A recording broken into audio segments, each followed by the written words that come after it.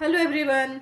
तो आज इस वीडियो में हम लोग सिविक्स पढ़ेंगे। Civics chapter 1, what is democracy, Y democracy.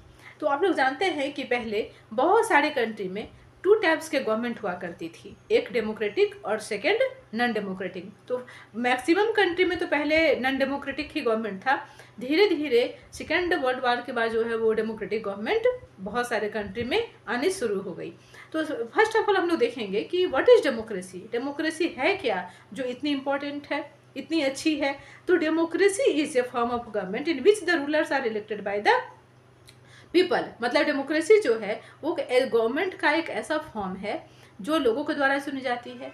और बहुत सारे कंट्री में नॉन डेमोक्रेटिक गवर्नमेंट है। तो जहाँ पर में पीपल अपने मेंबर्स को इलेक्ट नहीं करते हैं वो कंट्री हो जाता है नॉन डेमोक्रेटिक, है ना। तो हम लोग इसको कुछ एग्जाम्पल से समझेंगे। कुछ कंट्री का एग्जाम्पल लेते हैं जहाँ पर में नॉन डेमोक्रेटिक गवर्नमेंट है ना। तो सबसे फर्स्ट ऑफ ऑल हम लोग देखेंगे म्यांमार चलेंगे। तो म्यांमार जो है वो इंडिया की एक नेबरिंग कंट्री है ना। वहाँ भी नॉन डेमोक्रेटिक गवर्नमेंट है क्योंकि पीपल वहाँ जो है वो अपने मेंबर्स को इलेक्ट नहीं करते। सेकेंड एग्जाम्पल आप देखेंगे चिले का। तो चिले में भी वही कंडीशन था, वहाँ भी पीपल के द्वारा जो है गवर्नमेंट नहीं इलेक्ट होती है। तो वहाँ भी जो है वो नॉन डेमोक्रेटिक गवर्नमेंट है। जो थर्ड एग्जाम्पल है वो हम देखेंगे सऊदी अरबिया का।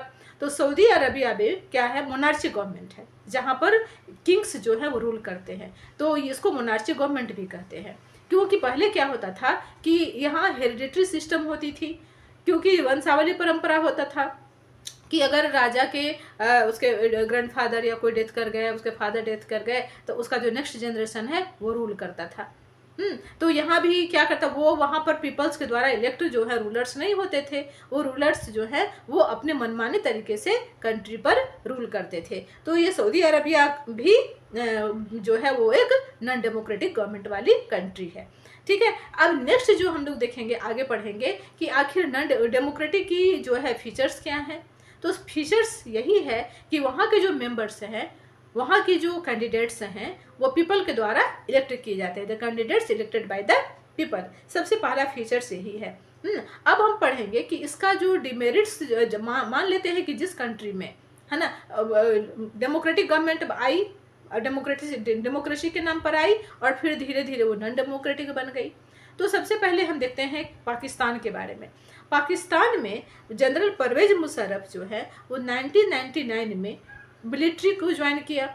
और उस समय वो उसने क्या किया, मिलिट्री को ज्वाइन करने के बाद वो सारा पावर एक ग्रुप में अपने आप में मतलब कि तख्ता पलट करके और उस कंट्री का जो है वो सारा पावर अपने हाथ में ले लिया। और वहाँ की जो डेमोक्रेटिक गवर्नमेंट थी उसका सावर पावर कोशिश कर दिया, है ना, अपने ले लिया। तो ये 2000 में क्या किया, ये इलेक्शन करवाया वहाँ पर में। और इलेक्शन में क्या हुआ कि इलेक्शन करवाने के बाद अपना क्या हुआ, वो इलेक्ट हो गया, अपना तख्ता पलट करके खुद आ गया। और लेकिन 2000 में जो इलेक्शन हुआ उसमें ज़्यादातर जो कैंडिडेट्स थे वो क्या थे, मिलिट्री से थे।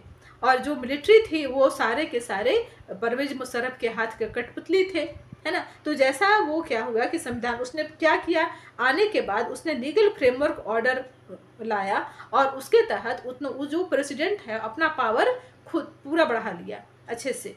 और बढ़ाने के बाद क्या हो गया कि जितने भी असेंबली के जो मेंबर्स थे वो सारे के सारे मिलिट्री से रिलेटेड थे। तो क्या होने लगा कि उनका जो सारा पावर है वो मुशर्रफ के हाथों में आ गया। तो उसके मिलिट्री भी अपना है, उसकी जो असेंबली है वो भी अपनी है, उसका जो कॉन्स्टिट्यूशन है उसका में वो बदलाव कर सकता है, जब मन चाहे तब कर सकता है। तो ये इससे क्या पता चलता है कि ये डेमोक्रेटिक गवर्नमेंट नहीं है, नॉन डेमोक्रेटिक जो है वो बन गई। जो नेक्स्ट एग्जाम्पल हम लेते हैं वो है चाइना की। चाइना में भी वही होता है इंडिया की तरह, वहाँ भी 5 इयर्स के बाद चुनाव होते हैं, इलेक्शन होता है। और वहाँ एक जो पार्टी है वहाँ सबसे बड़ी वो थी पार्टी नेशनल पीपल्स कांग्रेस, है ना, ये पार्टी थी। अब ये जो Congress has the power appoint the president of the country. President के पास इतना पावर होता है कि वो अपने कंट्री के किसी भी मेंबर को इलेक्ट कर सकता है।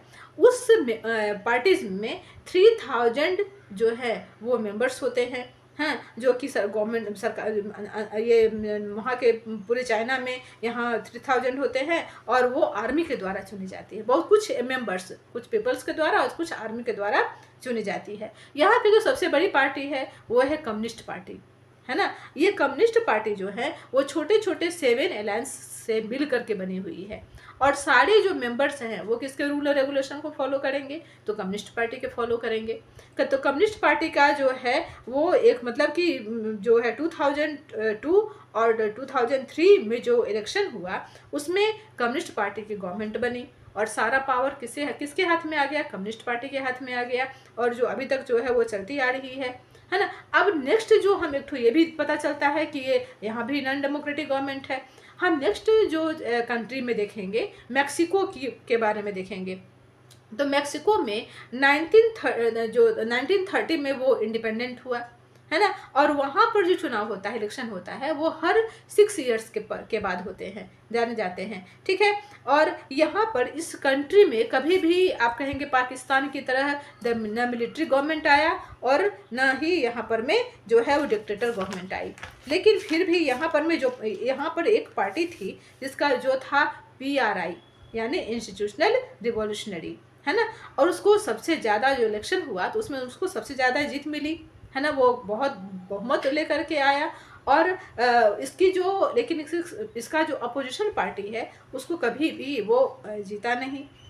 PRI क्या करता था कि उसको चीटिंग करती थी, है ना। वो कभी भी अपोजिशन के वो क्यों जीतती आई, क्योंकि अपोजिशन पार्टी को वो उतना पावर दे ही नहीं थी, है ना। और PRI उससे जो है जितने भी लोग थे, जितने भी मेंबर्स थे, वो सब डरते थे। यहाँ तक कि मीडिया भी जो है वो PRI के बारे में अगेंस्ट कभी भी नहीं लिखती थी, इस पार्टी के अगेंस्ट।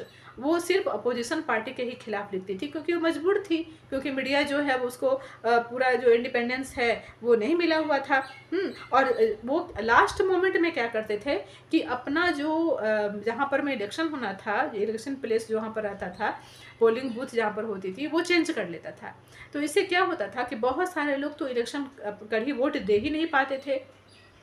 तो एक ही गवर्नमेंट जो है वो चुनती आई, है ना, एक ही गवर्नमेंट जो है बनती आई, और वो जितना भी उसका 7 अलायंस है उसी पर वो सबसे ज़्यादा इलेक्शन में इन्वेस्ट करती थी, बाकी पर इन्वेस्ट नहीं करती थी। तो कंक्लूजन क्या निकला कि डेमोक्रेसी के लिए सिर्फ इलेक्शन करना ही काफ़ी नहीं है, पॉलिटिकल पार्टीज एक से ज़्यादा होना भी ज़रूरी है, क्योंकि उनको भी तो मिलना चाहिए गवर्नमेंट बनाने के लिए। तो वो पावर तो मैक्सिको में नहीं था। अब जो हमारा नेक्स्ट पॉइंट है वो है 1 पर्सन 1 वोट और 1 वैल्यू, ठीक है। तो हमने देखा, अभी तक हमने क्या देखा कि डेमोक्रेसी में होने वाला जो स्ट्रगल है वो उसको देखा कि क्या स्ट्रगल होती है अगर नॉन डेमोक्रेटिक गवर्नमेंट है तो उस कंट्री में, है ना। अब यहाँ पर आया कि जो हमारा है यूनिवर्सल एडल्ट फ्रेंचाइज, यानी है जो हमारे जो वयस्क मताधिकार से जुड़ा हुआ था। हाँ, ऐसे बहुत सारे कंट्री थे जो इसमें जिनको वोट का अधिकार नहीं था। उसमें जो सबसे पहला एग्जाम्पल है वो आता है सऊदी अरबिया का। तो सऊदी अरबिया में विमेंस और मेंस में बहुत ज़्यादा डिस्क्रिमिनेशन है, अभी भी है, तो और पहले भी था। तो हम देखते हैं कि वहाँ के विमेंस को वोटिंग राइट नहीं था, वोट देने का अधिकार नहीं था। बिल्कुल सेम चीज़ है यहाँ पर में, अगर वोट देने का अधिकार नहीं होगा, एक आदमी का, इंसान का वोट का बहुत वैल्यू होता है, जो कि सऊदी अरबिया में नहीं था, विमेंस का को वोट देने का अधिकार नहीं था। नेक्स्ट एग्जाम्पल है एस्टोनिया का भी इसमें दिया हुआ है, जहाँ पर में जो रूसी जो माइनॉरिटीज सोसाइटी को के लोग थे, है ना, मेजोरिटी वालों को वोट देने का अधिकार था, लेकिन जो माइनॉरिटीज़ थे उनको वोट देने का अधिकार नहीं था, राइट नहीं था। बिल्कुल फिजी में भी हम देखते हैं, फिजी में बहुत सारे लोग जो हैं वो इंडियन भी रहते थे और फिजी के जो लोग हैं वो भी रहते थे। तो जो वहाँ पर में जो फिजी हैं वो क्या थे, मेजोरिटी में थे। तो मेजोरिटी वालों को उनके वोट का वैल्यू था, लेकिन जो इंडियन वोट है उसका कोई वैल्यू नहीं था, जो इंडियन पीपल रहते थे उनका कोई वैल्यू नहीं था। तो इस कंक्लूजन में क्या निकला कि डेमोक्रेसी में जितने भी एडल्ट पीपल हैं उनका वोट देने का राइट होना चाहिए, है ना, और हर इंसान का जो है पीपल का वो वोट देने का, वोट का जो वैल्यू है वो भी बिल्कुल इक्वल होना चाहिए।